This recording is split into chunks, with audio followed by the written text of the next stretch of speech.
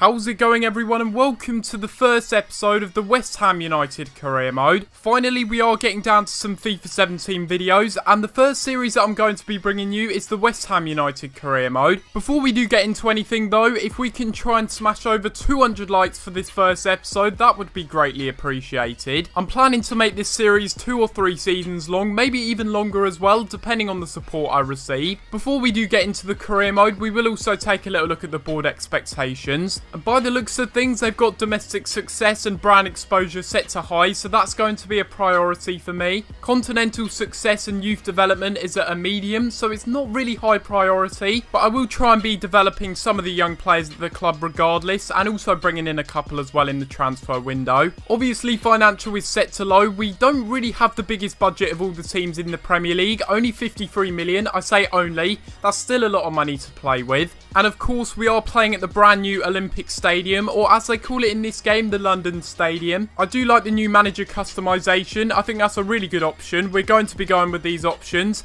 and we're going to get right into the career mode now. Even though we did get knocked out by a team of farmers for the second consecutive year running, we will be putting ourselves in the Europa League, and we are in Group K for the Europa League, with the teams that we have being Genk, Midtjylland, and also Spartak Moscow, I think that is. We are also going to be playing on Legendary from the get-go in this series, because I think it is important to challenge ourselves. We have 3 different pre-season tournament invites here, but I think it only makes sense really to go with the one that offers the most prize money. I haven't really discussed yet what the main aim of this series is going to be, but I'm hoping in 3 or 4 seasons time that we can get West Ham to one of the best clubs in England, and I'm hoping in that time that we can get West Ham into the Champions League, win the Premier League and also the Champions League with them. And if we can do that, that's really the main aim of the series. But now that we've got into the career mode, we're going to take a little look at the squad that we've got to play with. In real life, West Ham did sign quite a few first team quality players, so I'm not really going to be signing too many players in this first transfer window. By the looks of things, we need a better backup goalkeeper, because Darren Randolph probably isn't going to be good enough. Adrian will probably be our first choice keeper without a doubt, because he is a really good player,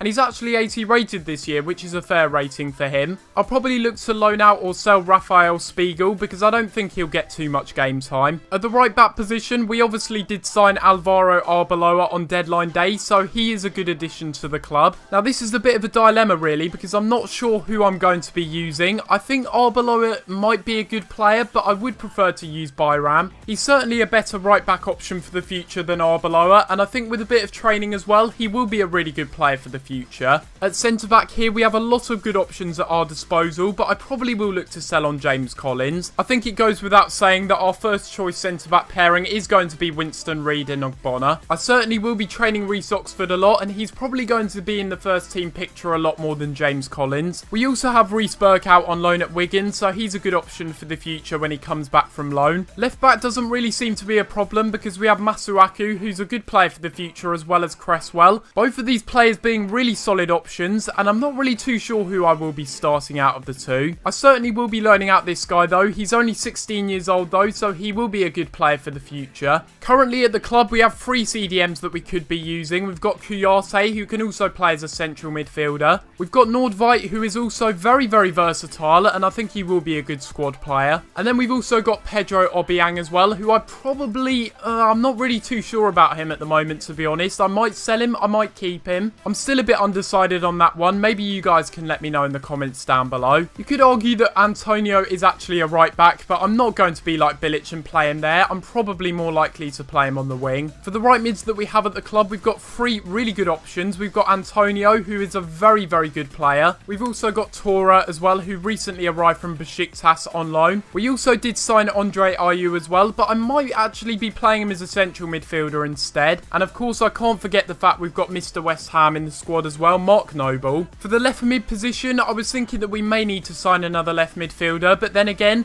we've got players like Andre Ayew who can play there, and also Gökhan Tora as well. We've got some really, really good talent at the central attacking midfield position as well. Lanzini, a very, very good cam. I really enjoyed using him last year. Our new signing from FC Sion as well, Edemilson Fernandez. I don't really know too much about this guy, and I may potentially loan him out because I don't think he'll get the game time he needs. I will certainly be loaning out Marcus Brown, arguably one of the brightest talents at West Ham at the moment. And then we look at the striker positions. We've got quite a lot of players here, that's for sure. We've got a few players that we brought in on loan. I probably will be loaning out out Ashley Fletcher. I'm a bit undecided on that one yet. I will certainly be loaning out Tony Martinez and also Parfit Williams as well. I'm definitely looking to sell a couple of our strikers because we've got a few in here that we just don't need. We've got way too many at the club. I probably will be selling Diafra Sakho, and I may actually recall Enner Valencia and sell him on as well. So that's the squad that we've got to play with. A very, very good one indeed, but I still feel like we need to make some signings here and there. And it's quite interesting to see here that West Ham have set out an objective that they want to increase their brand exposure, which is understandable. It looks like they want me to sign world-class players if it's possible, because they've set a target for me to earn 38 million from player shirts. And if you want to read this email on our visions and expectations, then you can do. Just feel free to pause the video, but I'm not really going to be looking at this too much. And since we're on the topic of signing players, here is a little look at my shortlist of a few players that I've drafted up. I feel like right at this moment in time, we don't really need to make too many signings, but I still have a few players on my shortlist I'd like to sign. For goalkeeper, I would like to bring in a better backup goalkeeper for the future, and we've got two goalkeepers here, Stefanos Capino and also Alban Lafont. Both goalkeepers are very, very young, and they would be good options for the future. I've only put one right back on the shortlist because I'm still a bit unsure as to whether I should sign another right back or not. We were linked with Dominic Iorfa in real life, and I certainly wouldn't be against signing him. We've then got three centre-back options, and I feel like we do need to really strengthen that position because we are lacking a bit of depth in that position. We've got the Turkish centre-back here, Toprak, who's a very, very good option, a really good-looking centre-back. He's got 5-star weak foot as well, which is really, really useful actually for a centre-back. We also have a couple of other players here that we could sign. We've got Corluka, who is a bit old and a bit slow, but I think he is quite realistic. Obviously, being a former Spurs player, he may not want to sign for us in real life, but I did like the look of him and thought he was a really good aggressive-looking centre-back. We also have Kostas Manolas as well, who's probably a bit out of our reach, but he looks like a really, really good player this year. He's got great pace and really good defending stats, and I think he would be the best option out of the three. And then up front, of course, we're going with Carlos Bacca and also Alexandre Lacazette. I know we've got a lot of strikers at the club already, but we don't really have a standout world-class one, and I think getting Carlos Bacca or even Lacazette would be very good options for us. And I will actually approach to sign Carlos Bacca straight away. I'm going to go ahead and offer 27 million plus the Diafra Sakho and see if they're interested in that. I'm also going to make an offer for Toprak as well because I think we need a bit of quality in our back line. And I will start with a 25 million bid and see what Leverkusen do say. And for the time being, these will be the players that I will be training in the training sessions. But if you think I should be training anyone in particular, do let me know in the comments down below. And already we have emails back from Leverkusen and Milan about the players we've gone in for. And it looks like for Toprak, they want a lot of money. They want 40 million, which is almost double his valuation. I will go ahead and offer 30 million, but I don't really want to go too much higher than that. And the same goes for Carlos Bacca. They want 46 million for him plus the Diafra Sakho, which is ridiculous. I will go ahead and offer 32 million plus the Diafra Sakho and see what they do say. We do have the first pre-season tournament game, and I will be simming this one up against Villarreal. I'll probably be playing some of the pre-season tournament games in the next episode, but for now we will be simming this one. And we're going with a bit of a rotated lineup with starting a few youngsters here and there in the team, and hopefully that will be good enough to get us a win. And we do end up winning this one 1-0 with Payet getting the only goal of the game, so that's a very good way to start off this series. And after that pre-season game has been simmed, we do see that we have a transfer offer accepted for Toprak. £30 million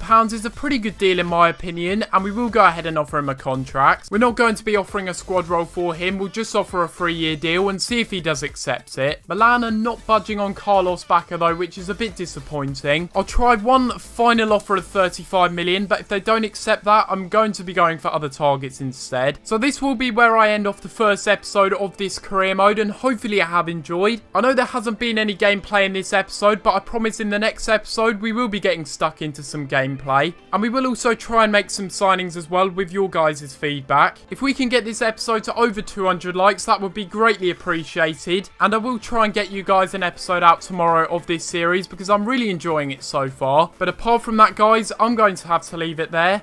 And I'll see you next time for another video. Thanks for watching.